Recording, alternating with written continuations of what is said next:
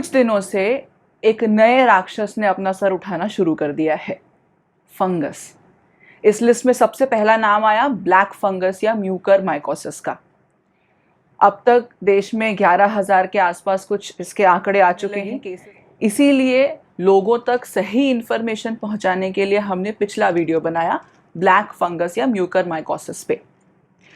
अब वो वीडियो खत्म हुआ ही था कि नए फंगस भी आ गए इस लिस्ट में, white fungus and yellow fungus. इनके कुछ केसेस यूपी, बिहार, पटना और न्यू दिल्ली साइट्स में मिले हैं। अब तक कुल 20 से 25 मामले सामने आ चुके हैं। हमारा पूरा ध्यान अब कोविड-19 से हटके इन फंगस पे आ गया है।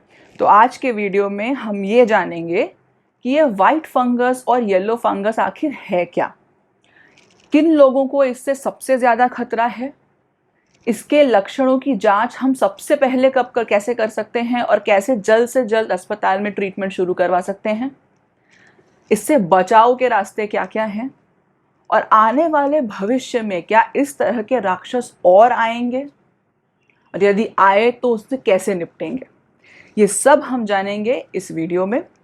वीडियो के अंत में बहुत नेगेटिविटी हो गई है सब जगह, तो वीडियो के अंत में हम 3 पॉजिटिव खबरें भी दिखाएंगे कोविड-19 से जुड़ी हुई। हमने फ्री ऑनलाइन कंसल्टेशन भी शुरू किया है जिसकी डिटेल्स आपको आपकी स्क्रीन पर दिख रहे हैं। ज़्यादा से ज़्यादा लोगों के साथ इसको शेयर कीजिए ताकि वो भी फ्री ऑनलाइन कंसल्टेशन का लाभ उठा पाए। नमस्कार, स्वागत है आपका आपके चैनल में जिसका नाम है माय एक्सपर्ट डॉक्टर। आपके साथ हूँ डॉक्टर शालिनी सिंह सालोंके, आपकी कंसल्टेंट फिजिशियन की तरह। अगर आपको हमारे द्वारा दी गई जानकारियां अच्छी लग रही हैं तो लाइक बटन दबाकर हमें प्रोत्साहित कीजिए, ज्यादा से ज्यादा लोगों के साथ शेयर कीजिए ताकि इससे उनका भी फायदा हो पाए। अगर आपको आपके स्वास्थ्य से रिलेटेड कोई भी क्वेश्चन है तो कमेंट बॉक्स पे डालिए, हम इसका आंसर जल्द से जल्द देने की कोशिश करेंगे। साथ ही साथ हमारे चैनल को सब्सक्राइब करना मत भूलिए और बेल आइकन दबाना मत भूलिए ताकि हमारे आने वाले वीडियोस के बारे में आपको नोटिफिकेशंस मिलते रहें। चलिए देखते हैं व्हाइट फंगस आखिर है क्या। तो ये होता है कैंडिडा नाम के एक फंगस से। इसकी फैमिली है सैकेरोमाइसिटेसी, मतलब ये इस परिवार का मेंबर है। अगर आप इसकी शक्ल देखना चाहते हैं तो अगर हम इस फंगस को अगर प्लेट पे ग्रो करते हैं तो उसकी कॉलोनी कुछ सफ़ेद सी दिखती है, इस तरह जैसे आपको अभी आपकी स्क्रीन पर दिख रही होगी। इसके बाद हम जानते हैं कि ये वाइट फंगस आखिरकार वाइट फंगस कहलाता क्यों है, क्योंकि जब ये हमारे शरीर में घुसता है, बीमारी फैलाता है तो सफ़ेद कलर के लीजन्स प्रोड्यूस करता है, सफ़ेद पैचेस प्रोड्यूस करता है, जिसके कारण इसको वाइट फंगस कहा जाता है। अब ये रहता कहाँ पर है? तो ये सब जगह है। जैसे ब्लैक फंगस था सब जगह, उसी तरह वाइट फंगस भी यूजुअली सब जगह रहता है। और कमाल की बात है ये कि ये इंसान के शरीर में कमेंसल की तरह भी रहता है। कमेंसल मतलब वो जीव होते हैं जो हमारे शरीर पर रहते हैं, खाना पीना खाते हैं, लेकिन हमें कोई नुकसान नहीं पहुँचाते यूजुअली। तो ये हमारे स्किन पे रहता है, ये हमारे अतड़ियों में भी रहता है, कभी कभी स्टूल का सैंपल जमा करते हैं तो उसमें भी ग्रो हो सकता है। ये हमारे प्राइवेट पार्ट्स में यूजुअली कॉमनसल की तरह रहता है, नुकसान नहीं पहुंचाता। अब ये हमारे अंदर घुसता कैसे है? तो जैसे मैंने आपको बताया कि ये एनवायरनमेंट में सब जगह है, तो खाने पीने के साथ, सांस लेने के साथ अंदर घुस सकता है। साथ ही साथ ये एनी विच वेज आपके शरीर में तो है ही। तो ये नुकसान पहुंचाता कैसे है? जब भी आपकी इम्यूनिटी कम हो जाती है तो इस तरह के अपॉर्चुनिस्टिक इन्फेक्शंस बढ़ जाते हैं। यूजुअली जब तक आप ताकतवर हो ये आपको नुकसान नहीं पहुंचाएगा, आप कमज़ोर पड़ जाओगे तो ये आप पे हावी होगा, आपको नुकसान पहुंचाएगा। अब हम देखते हैं कि वाइट फंगस के रिस्क में कौन कौन आता है, किन लोगों को होने का खतरा ज़्यादा है। तो पहली कैटेगरी है वो लोग जिनको सीवियर कोविड-19 है और जो अस्पताल में लंबे समय तक अपना इलाज ले रहे हैं। दूसरा, जिनका शुगर कंट्रोल में नहीं है, डायबिटीज़ अनकंट्रोल्ड है। तीसरा, जो पेशेंट लंबे समय तक हाई डोज स्टेरॉइड पर हैं। चौथा, जिन पेशेंट्स को इम्यूनोमॉड्यूलेटर ड्रग्स चल रहे हैं जैसे एक्टेमरा हो गया, बाकी चीज़ें हो गई। पांचवा, वो पेशेंट्स जिन लोगों को लंबे समय तक एंटीबायोटिक्स चल रही है। छठवा, पेशेंट जिनको ऑक्सीजन की ज़रूरत बहुत लंबे समय तक लगी है। सातवां, पेशेंट जिनको वेंटिलेटरी सपोर्ट 7-8 दिन से 10 दिन से ज़्यादा लग रहा है। नौवां, पेशेंट्स जो इम्यूनो कॉम्प्रोमाइज हैं, जैसे कि HIV पेशेंट्स हो गए, कैंसर के मरीज़ हो गए जिनको कीमोथेरेपी चल रही है। रीनल ट्रांसप्लांट या बाकी ट्रांसप्लांट पेशेंट्स हैं इम्यूनोसप्रेसेंट्स ड्रग पे हैं, मतलब ऐसे ड्रग्स जो इम्यूनिटी कम करते हैं। एंड 10वां अनहाइजीनिक लिविंग कंडीशंस है या पर्सनल हाइजीन का ख्याल नहीं रखा जा रहा है, इन लोगों में वाइट फंगस होने का खतरा ज़्यादा देखा गया है। अब चलिए फटाफट से देखते हैं वो लक्षण जिनको आपको पहचानना है वाइट फंगस के मरीजों में और इमीडिएटली उनको हॉस्पिटल ले जाना है। सबसे पहले जैसे मैं आपको बता दूं कि ये इन्फेक्शंस 2 कैटेगरी में डिवाइड होते हैं, मतलब सिम्टम्स। पहले सिम्टम्स जो लोकल तरीके में होते हैं, मतलब जहां पर ऑर्गेनिज्म है वहीं उसी एरिया को अफेक्ट करेंगे। दूसरी कैटेगरी होती है इन्वेजिव या डिससेमिनेटेड सिम्टम्स, मतलब ये जहां से घुसे हैं वहां से ये ब्लड में जाएंगे और ब्लड में जाने के बाद शरीर के किसी भी अंग में नुकसान पहुंचा सकते हैं।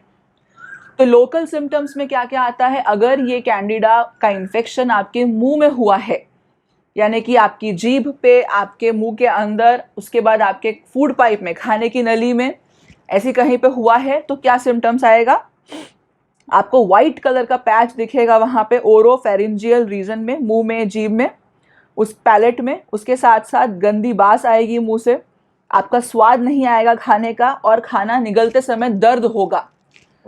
दूसरा है वल्वोवेजाइनल पार्ट या प्राइवेट पार्ट्स में अगर ये इन्फेक्शन हुआ तो बर्निंग सेंसेशन, जलन होगी, खुजली होगी, साथ ही साथ सफ़ेद पानी का स्राव होगा और बास आएगी। तीसरा, अगर ये स्किन पे हुआ तो जैसे इन्फेक्शंस होते हैं, लाल चत्ते पड़ते हैं, खुजली होती है, जलन होता है, वैसे लक्षण दिखेंगे। यूरिनरी ट्रैक्ट इन्फेक्शन, मतलब पेशाब नली में अगर इन्फेक्शन होता है तो अगेन सेम चीज़, आपको पेशाब करने में तकलीफ होगी, दर्द होगा, साथ ही साथ सफ़ेद पानी जाएगा, उसके साथ साथ आपको खुजली हो सकती है और जलन हो सकता है पेशाब करते वक्त। कान में भी ये इन्फेक्शन हो सकता है, अगर कान में हुआ तो आपको पानी आएगा कान से, सुनने में थोड़ी तकलीफ होगी, कान में दर्द होगा, या ये भी हो सकता है कि इचिंग बहुत ज़्यादा हो कान में। चलिए अब देखते हैं अगर ये इन्वेजिव या डिसेमिनेटेड सिम्टम्स है, मतलब आपके ब्लड में चला गया। वैसे तो मैं आपको बता दूं यहाँ पर कि बहुत कम, मतलब 5% से भी कम लोगों में ये कैंडिडा इन्फेक्शन खून में जाता है और गंभीर रूप धारण करता है। अब यदि ऐसा हुआ तो लंग्स में अगर ये इन्फेक्शन पहुंचा तो सांस लेने में तकलीफ हो सकती है, खांसी आएगा, मुंह से खांसी में, बलगम में खून आ सकता है, छाती में दर्द हो सकता है, साथ ही साथ बुखार आ सकता है। अगर ब्रेन में पहुंचा तो आपको पहचानने की शक्ति कम हो सकती है, भूल बढ़ सकती है आपकी, हो सकता है कि आपको अपने रिलेटिव्स पहचान में ना आए, दिन रात पहचान में ना आए, समझ में ना आए। साथ ही साथ आपको सर में बहुत तेज़ दर्द हो सकता है, देखने में तकलीफ हो सकती है। अब यदि जॉइंट्स में ये इन्फेक्शन होता है, जोड़ों में, तो जोड़ों में दर्द और सूजन हो सकता है। यदि ये फंगल इन्फेक्शन कहीं गलती से आपके हार्ट में पहुंच गया तो आपके हार्ट में वाल्व्स होते हैं, उनमें ये इन्फेक्शन कराएगा, उनको हम एंडोकार्डाइटिस के नाम से जानते हैं। दिल की कुछ तकलीफ़ें आपको हो सकती हैं इसमें। यदि ये बाकी इन्फेक्शन बाकी पार्ट्स में पहुंच गया तो एब्सेस, पस करवा सकता है उन पार्ट्स में, अंदर ही अंदर आपके ऑर्गन्स को खराब कर सकता है। ये सब हो सकता है लेकिन ये बहुत कम लोगों में होगा। चलिए फटाफट से देखते हैं कि यदि हमको इससे बचना है, इस वाइट फंगस से बचना है, तो हमें क्या क्या करना चाहिए। तो ध्यान देने वाली बात है, आपको आपकी शुगर कंट्रोल में रखनी चाहिए। जो पेशेंट्स डायबिटीज़ के हैं वो प्लीज़ अपने खाने पीने पे नियंत्रण करें। दवाई जिस मात्रा में दी गई है, जैसे दी गई है, बिल्कुल सही टाइम पर लें। साथ ही साथ अपने डॉक्टर से लगातार कंसल्ट करते रहें और टाइम टू टाइम अपने ब्लड शुगर लेवल को रेगुलरली चेक करते रहें। आपको स्टीरॉइड्स का यूज़ बहुत संभल के करना पड़ेगा। अपनी मर्जी से बाजू वाले पेशेंट को स्टीरॉइड दिया है तो मुझे भी दे दो, मेरे चाचा काका ने बोला है मुझे भी दे दो, इस तरह की चीज़ें मत कीजिए। यदि आपके डॉक्टर को लगेगा कि आपको स्टीरॉइड की ज़रूरत है तो वो देंगे, और जब जितने दिन के लिए देंगे आपको उतने ही दिन के लिए लेना है। अपने हिसाब से स्टीरॉइड जैसी दवाइयों का सेवन न करें। साथ ही साथ यदि मरीज़ ज़्यादा दिन तक अस्पताल में रहने वाला है, ऐसा डॉक्टरों को लग रहा है, या पेशेंट लंबे समय से एंटीबायोटिक पे है, लंबे समय से वेंटिलेटर पे है, या लंबे समय से ऑक्सीजन थेरेपी यूज़ हो रही है, या स्टीरॉइड का लंबा यूज़ हो रहा है, तो पेशेंट को प्रोफाइलेक्टिक तौर पे एंटीफंगल दिया जा सकता है। साथ ही साथ अगर पेशेंट लंबे समय से वेंटिलेटर पे है तो वेंटिलेशन की tube time to time change करनी पड़ती है, साफ रखनी पड़ती है।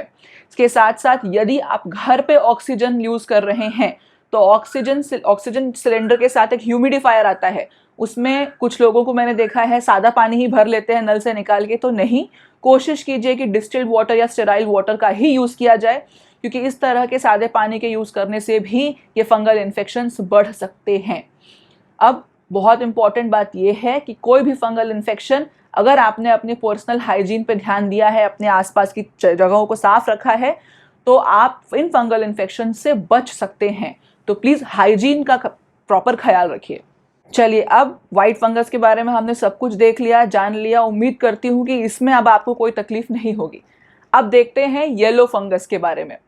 येलो फंगस के हालांकि बहुत ज़्यादा केसेस सामने नहीं आए हैं, और बहुत इम्पॉर्टेंट बात यह है कि इसके बारे में हमें ज़्यादा कुछ पता भी नहीं है, क्योंकि बोला जा रहा है, जो पहला केस आया था पटना से, वहाँ जिन डॉक्टर ने उसको ट्रीट किया, जो येलो फंगस के पेशेंट्स को ट्रीट कर रहे हैं, उनका ये बोलना है कि ये पहले लिजर्ड्स में हुआ करता था, अब पहली बार इसे इंसानों में देखा गया है। तो ऑब्वियस जाहिर सी बात है, बहुत ज़्यादा इसके बारे में पता नहीं है।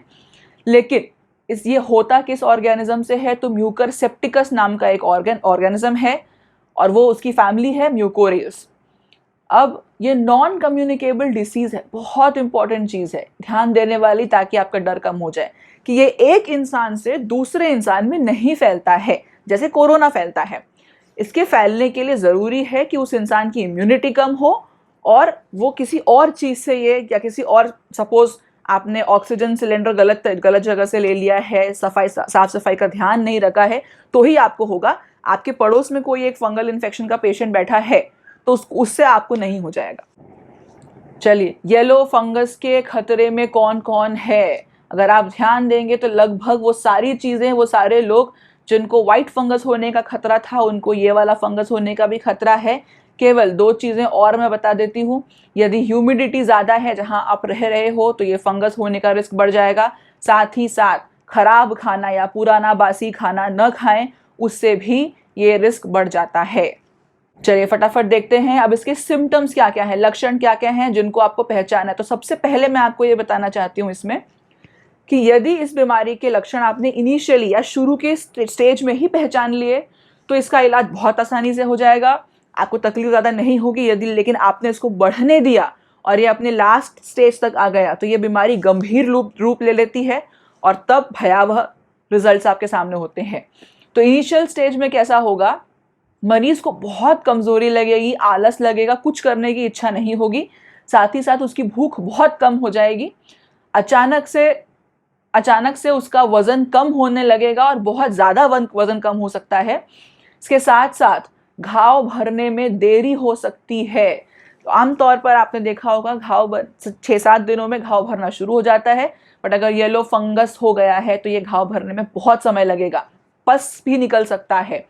साथ ही साथ आपकी आंखें धंस सकती हैं अंदर, और आपको सांस लेने में तकलीफ हो सकती है। सीवियर माल न्यूट्रिशन भी हो सकता है, मतलब आप खा रहे हैं, आपको पच नहीं रहा है, कमजोरी के लक्षण, कुपोषित होने के लक्षण आपके शरीर में दिखने लगेंगे, मतलब ये बीमारी अंदर ही अंदर आपको खा जाएगी।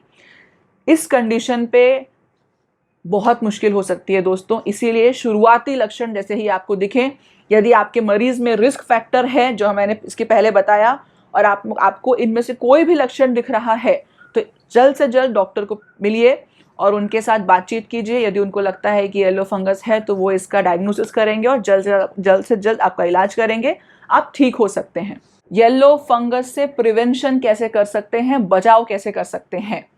अगेन सारी वही चीज़ें हैं कि ब्लड शुगर लेवल कंट्रोल कीजिए, स्टीरॉइड्स का यूज़ अपनी मर्जी से मत कीजिए, आपको प्रोफाइलेक्टिक एंटीफंगल्स लेने पड़ेंगे, वेंटिलेटर पे है तो ट्यूब्स चेंज करने पड़ेंगे, घर पे अगर ऑक्सीजन दे रहे हैं तो स्टीराइल वाटर यूज़ कीजिए ह्यूमिडिफायर के लिए, और अपना पर्सनल हाइजीन प्लीज़ मेंटेन कीजिए। कुछ ऐसी बातें जो शायद आप लोगों को नहीं पता होंगी फंगल इन्फेक्शन के बारे में जो कोविड-19 के मरीजों को हो रहा है। तो सबसे पहली चीज़, ये फंगल इन्फेक्शन यदि आप ध्यान दें, आपने अगर पिछला वीडियो ब्लैक फंगस का देखा होगा गौर से, बिना 10-10 सेकेंड स्किप किए, और यदि आज का वीडियो भी आप ध्यान से देख रहे हैं, तो आपने एक चीज़ नोटिस की होगी, वो मरीज जो रिस्क की कैटेगरी में है, मतलब जिनको सबसे ज़्यादा खतरा है, वो लगभग एक ही चीज़ है, वो मरीज जो सबसे ज़्यादा कमज़ोर इम्यूनिटी वाले हैं। इसका मतलब चाहे कोई भी फंगल इन्फेक्शन हो, वो उन्हीं को होगा जिनकी इम्यूनिटी बहुत बहुत कम है। साधारण लोगों को ये इन्फेक्शंस नहीं होंगे। दूसरी चीज, अभी तक आपने ये 3 या 4 इन्फेक्शंस के नाम सुने हैं, आगे और भी फंगल इन्फेक्शंस के नाम आप सुन सकते हो, क्योंकि ये सारे मौका परस्त इन्फेक्शन हैं, अपॉर्चुनिस्टिक इन्फेक्शन।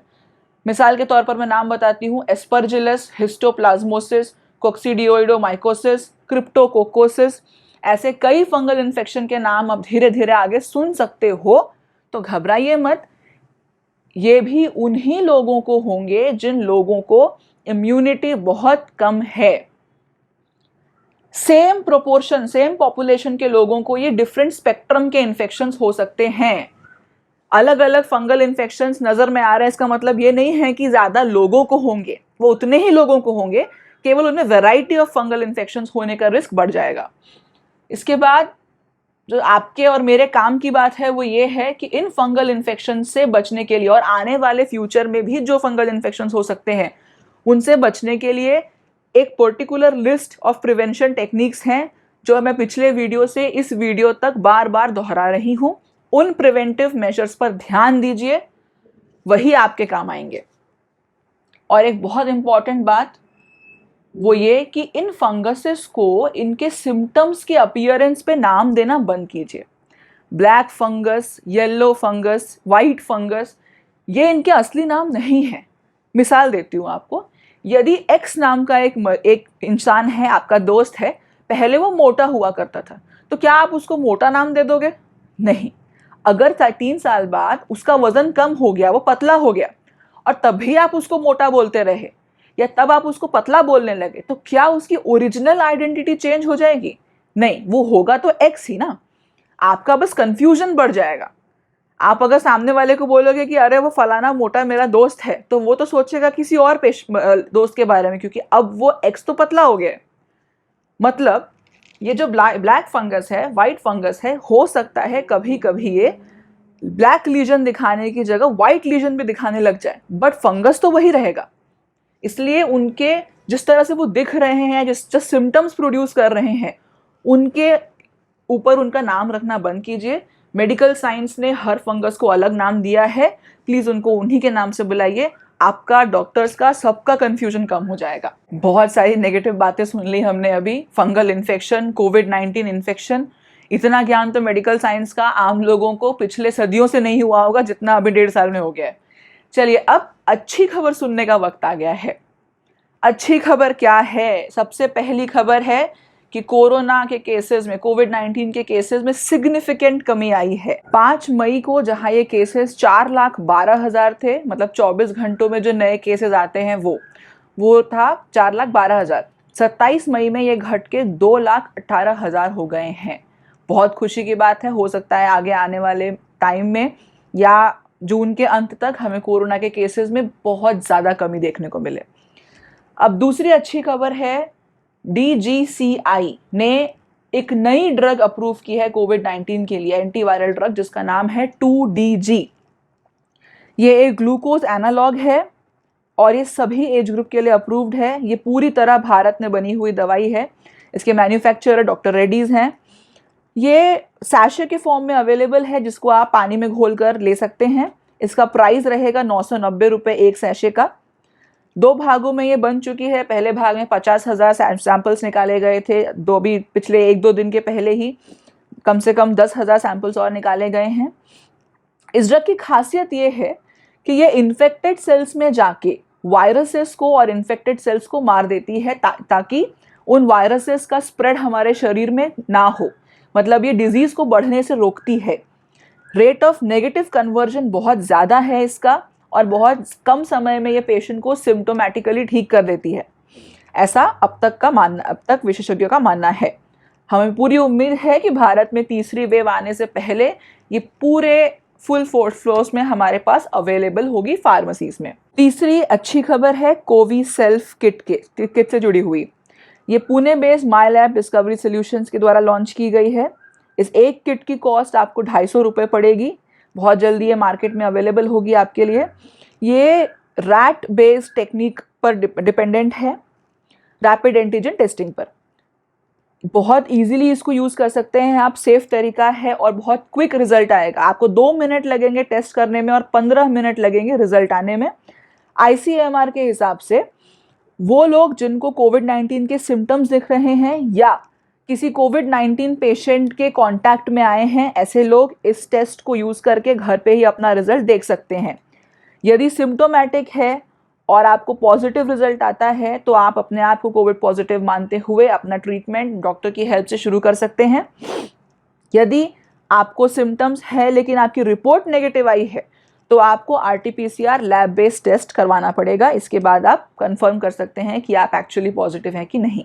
अगर कोविशील्ड के बारे में, किट के बारे में, इसको कैसे यूज़ करना है, इसके बारे में आपको एक वीडियो चाहिए तो प्लीज़ कमेंट बॉक्स पर डालिए, मैं आपको उसके हिसाब से एक वीडियो बनाकर जल्द से जल्द देने की कोशिश करूँगी। तो अभी हमने फंगस से जुड़े हुए सारी चीज़ें देख ली। मुझे पूरी उम्मीद है कि अब कोई भी फंगस आए आप डरेंगे नहीं, क्योंकि आपको पता है हर फंगल इन्फेक्शन के लिए आपको क्या सावधानी बरतनी है और थोड़ा बहुत लक्षणों में डिफरेंस आएगा, बट मेन चीज़ तो यही रहेगी कि ये सबको नहीं होता, ये कुछ स्पेसिफिक पॉपुलेशन में ही लोगों को होता है।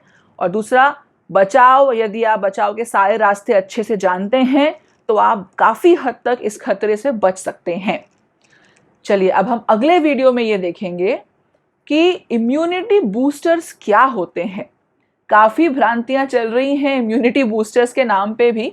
जब से कोविड शुरू हुआ है लगभग हर चीज़ अपने आप को इम्यूनिटी बूस्टर के नाम से फेमस करने में लगी हुई है, बट एक्चुअली किन चीज़ों से इम्यूनिटी बढ़ती है, वो कौन सी दवाइयाँ हैं जो आप इम्यूनिटी बढ़ाने के लिए ले सकते हैं, खाने में ऐसी क्या क्या चीज़ें आप शामिल कर सकते हैं जिससे आपकी इम्यूनिटी बढ़ जाए।